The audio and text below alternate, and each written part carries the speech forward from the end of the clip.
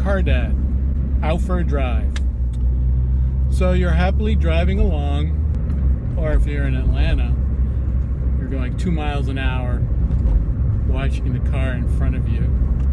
You check your speed, you look at your speedometer, and you notice the check engine light is on. Panic follows. What do? Do you freak out? Do you pull over immediately, or do you just ignore it? Unless your car begins to misbehave, like hesitating, misfiring, running rough, don't panic just yet. There's no reason to pull over. But that light won't go away until you sort it.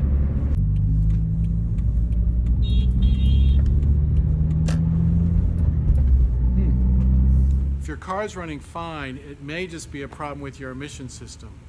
But it could also be something that, if you don't take care of it soon, could lead to bigger problems later. So you have a choice. You can take it to your mechanic and let them figure out what the problem is, or you can empower yourself and find out for yourself what the problem is and whether you can fix it or you need to get it fixed by a mechanic. If you're interested in being a master of your car, let's talk about one of the most important tools in your toolbox, the OBD2 scanner that can help you repair or just diagnose that problem that turned on your check engine light. In the early 1980s, cars started to use onboard computers to manage some of the car's systems. And one function of these computers was diagnostics.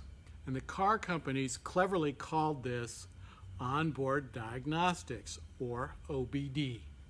Early versions of this would simply light up what they called an idiot light and really wouldn't give any diagnostic information. Now car owners and mechanics have access to pretty comprehensive diagnostic information through what is called an OBD2 port. Since 1996, cars are able to deliver real-time diagnostic information as well as a set of standardized diagnostic trouble codes, or DTCs, and allow a person to diagnose and remedy problems with their car.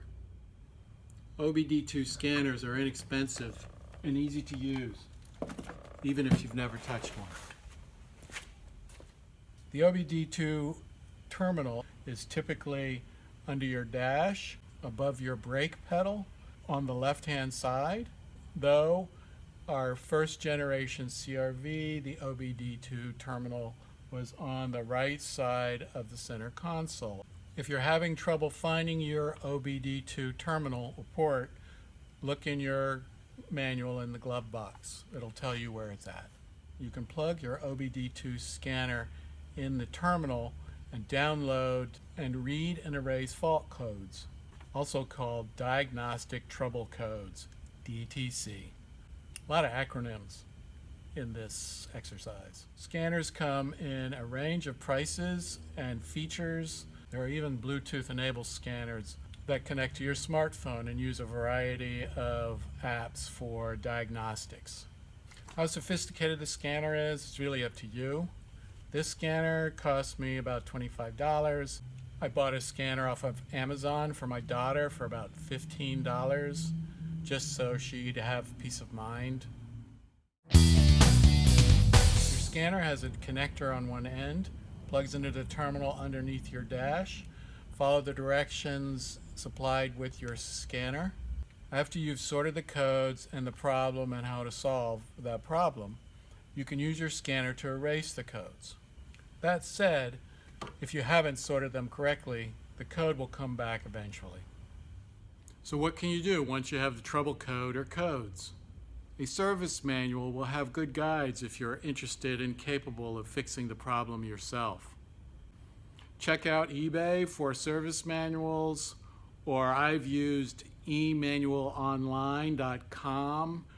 They have downloadable manuals in PDF format for pretty much every car you could imagine. But my experience is you can search online if you have the codes by entering the code and the year, make, and model of your car, and you're sure to find anecdotal information on user forums and YouTube videos from car nerds who've actually worked on cars the same as yours. Even if you choose to use a mechanic to fix the problem, you can share the information you found, and I think keeps them honest, and you'll know if the recommended repairs make sense. The next time that little light goes off on your dash, relax and happy motoring.